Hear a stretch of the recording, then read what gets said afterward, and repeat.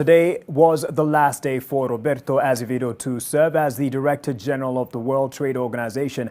After 7 years at the helm of the global trading body, he leaves it in crisis, and a year before the conclusion of his tenure, Alex Mwangi looks back at what Azevedo achieved and the entree for the incoming DG, whom some hope will be our Sports Minister Amina Mohammed.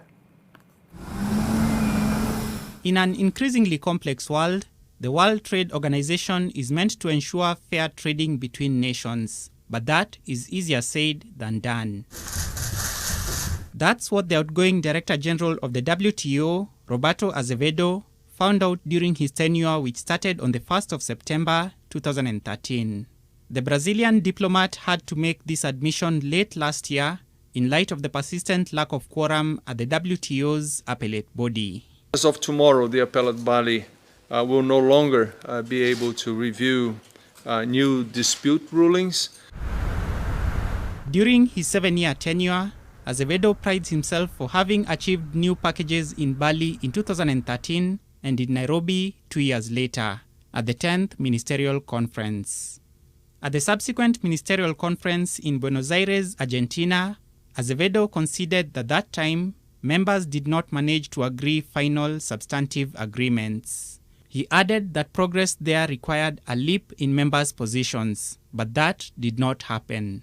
The 12th WTO Ministerial Conference was meant to take place in Kazakhstan in June this year, but that plan was scuttled by the COVID-19 pandemic. In an exclusive interview I had with Azevedo in Geneva just before MC10, he admitted that regional trading blocs, though good, were not all about positives. With different countries forming regional trade blocs, do you think that the trade blocs are an asset or a liability towards the objectives of the WTO?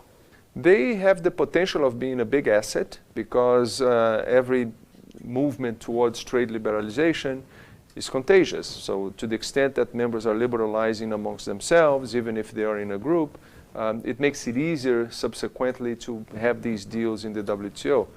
At the same time, it can be a liability in the area, for example, of rules. As they develop conflicting standards or different rules, if they do develop conflicting standards and rules, that could be a problem. The WTO has 164 members. Kenya's Sports Cabinet Secretary, Amina Mohammed, is among 8 candidates aiming to replace Azevedo. She chaired the WTO's 10th Ministerial Conference in December 2015, back when she was the Cabinet Secretary for Foreign Affairs and International Trade. Alex Mwangi, NTV.